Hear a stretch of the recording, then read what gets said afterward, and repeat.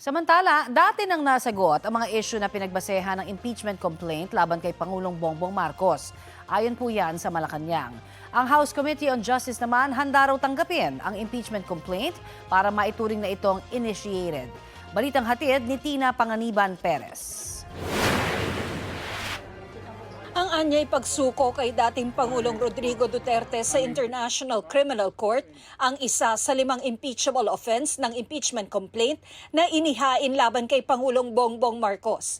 Inihain ito sa Kamara ng abogadong si Attorney Andre De Jesus. We are putting to question and holding the President accountable, number one, for allowing a citizen of our country to just be whisked away, kidnapped virtually, and brought to a foreign land without due process, despite fully functioning courts here in the country.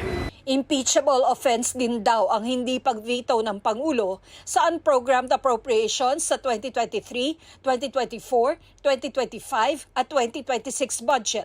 Umano'y pagbenepisyo sa mga kickback mula sa budget insertion at ghost flood control projects at pagtatatag ng Independent Commission for Infrastructure o ICI para kanlungin umano ang mga kurakot na kaalyado. Pati ang mga alegasyong nagdodroga ang Pangulo. We're also putting to question the fitness of the President to still govern our country. Binigyang diin ni De Jesus na dapat ma-impeach ang Pangulo dahil sa graft and corruption, culpable violation of the Constitution at betrayal of public trust.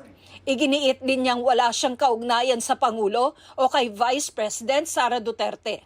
If you're asking if I'm affiliated with the Dutertes, no, I am not. No, I have no links with the President. I've never met either the President or the First Lady.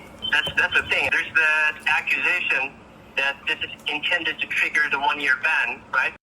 Inendorso naman ni House Deputy Minority Leader at Pusong Pinoy Party List Representative Journey Jet Nisay ang impeachment complaint.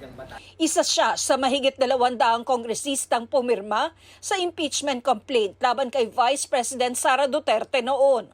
Kabilang din siya sa mga inirekomenda ng ICI na kasuhan ng Ombudsman kaugnay sa maanumalyang flood control projects. Ito yung gustong pag-usapan ng taong bayan, hindi puro sa social media.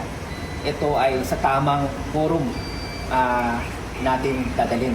At naniniwala kami sa saligang batas, public office, sa public trust, that no one, not even the President, is above the law. Paglilinaw ni Congressman Nisay, hindi siya nakikipagtulungan sa kampo ng bise. Wala pang tugon o reaksyon ng Pangulo tungkol sa impeachment complaint laban sa kanya. Pero ayon sa Malacanang, nirerespeto ng Pangulo ang proseso at may tiwala siya sa Kongreso bilang institusyong naatasang duminig nito. Wala rin daw basehan ang impeachment complaint.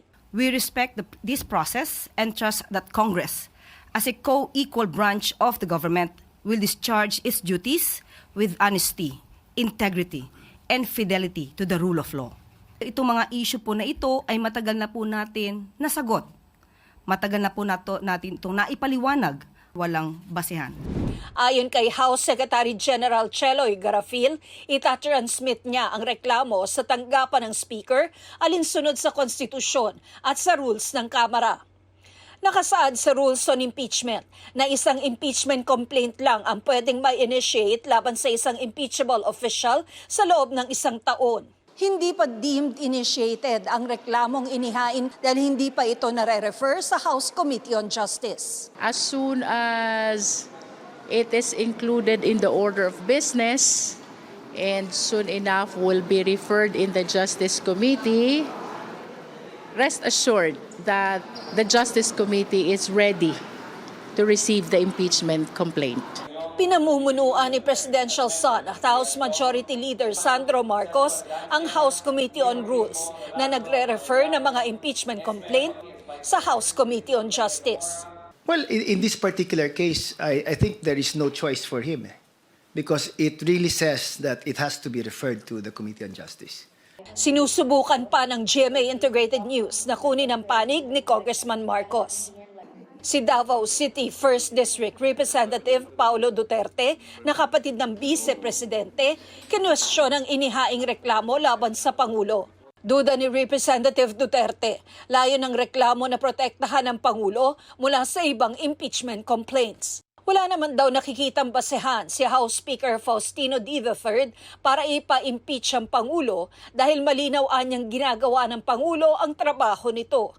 Pero anya, trabaho nilang tanggapin ang mga impeachment complaint at dinggin ito alinsunod sa konstitusyon. Hindi rin daw ito dapat ginagamit sa pamumulitika.